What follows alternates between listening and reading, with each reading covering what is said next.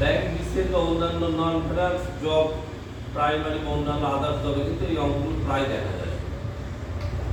এর কিছু অঙ্ক আমরা সলভ করব।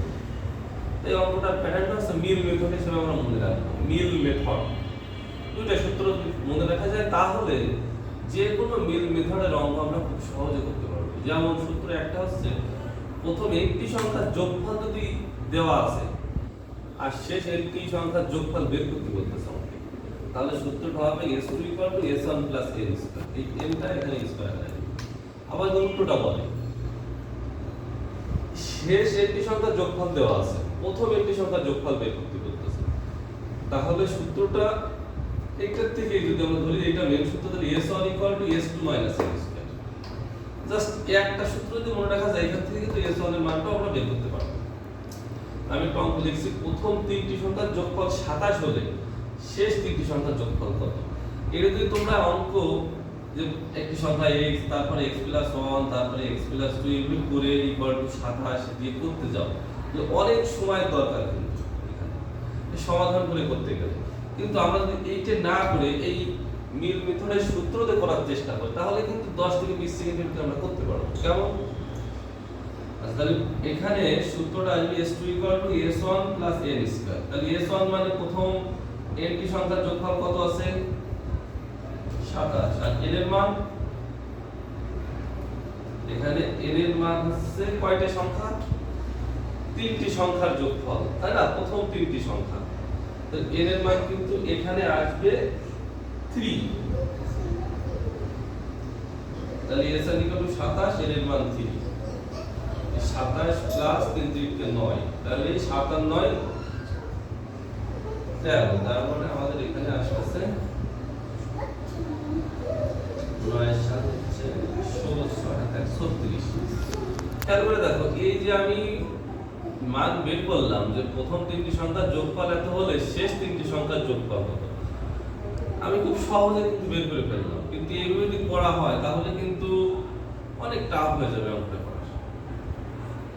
ধন্যবাদ। এইভাবে এই অঙ্কটা করা যাবে। এরপর আরেকটা অঙ্ক যদি আমরা ট্রাই করি, যেমন যে পরপর 6টি পূর্ণ সংখ্যা দেওয়া আছে। যদি আরেকটা অঙ্ক আমরা লিখি,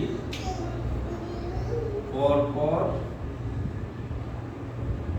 6টি পূর্ণ সংখ্যা দেওয়া আছে।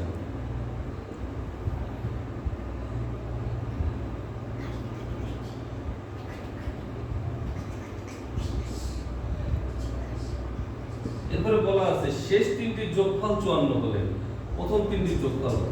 এখানে প্রশ্নে বলা আছে শেষ তিনটির যোগফল 54 হলে প্রথম তিনটির যোগফল কত। 6টা পূর্ণ সংখ্যা আছে, প্রথম তিনটি যোগফল হচ্ছে 54, শেষ তিনটির যোগফল আমরা বের করতে হবে। এখানে আমরা সেম ভাবে যেহেতু প্রথমটা বের করতে, তার মানে এখন আমরা এই সূত্র ব্যবহার করব। s1 = s2 - n²। তাহলে s2 এর মান কত? 54 দেওয়া আছে, 54 - 3²। তো 54 - 9, তার মানে হচ্ছে 45। দেখো 10 সেকেন্ডের ভিতরে অঙ্ক করে করা যাবে। তাহলে এইভাবে যে কোনো মিল মেথড, প্রথম তিনটা যোগফল দিয়ে আসে শেষ তিনটা। এখন যদি কোনো সময় আমাকে বলে যে তিনটা না আসে 8টা আসে, 8টাতে একটা দেখি। যেমন যদি বলে যে পরপর 8টি সংখ্যার 8টি সংখ্যা আছে, বেশ 8টি সংখ্যা পূর্ণ সংখ্যা আছে, শেষ 4টির যোগফল 40 হলে প্রথম 4টির যোগফল তোমার বের করতে বলতেছে। তাহলে এখন সেম ভাবে s1 = s2 - n²। তাহলে 40 - 4²। 40 থেকে যদি 16 বিয়োগ করা হয় 24। এই যে এইভাবে কিন্তু যে কোনো অঙ্কে 3টা আসুক, 4টা আসুক, 10টা আসুক, যাই আসুক, তাহলে 10টা আসলে 5 5 করে ভেঙে ফেলতে হবে, 8টা আসলে 4 4 করে ভেঙে ফেলতে হবে, 6টা আসলে 3 3 করে ভেঙে ফেলতে হবে।